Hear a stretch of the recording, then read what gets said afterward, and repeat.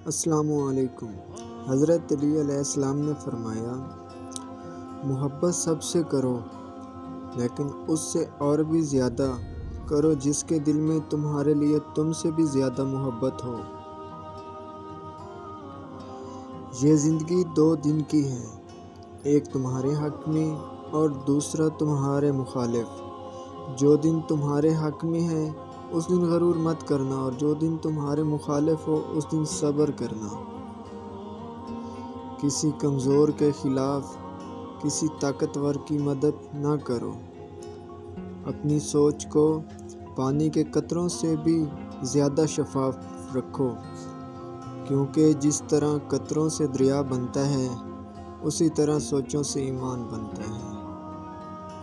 جو شخص تمہارا غصہ برداشت کرے اور ثابت قدم رہے تو وہ تمہارا سچا دوست ہے۔ کسی کو اس کی ذات اور لباس کی وجہ سے حقیر نہ سمجھنا، کیونکہ تم کو دینے والا اور اس کو دینے والا ایک ہی ہے۔ معافی وہی دے سکتا ہے جو اندر سے مضبوط ہو۔ کھوکھلے انسان صرف بدلے کی آگ میں جلتے رہتے ہیں۔ جو ذات رات کو درختوں پر بیٹھے پرندوں کو نیند میں گرنے نہیں دیتی، وہ ذات انسان کو کیسے بے یار و مددگار چھوڑ سکتی ہے۔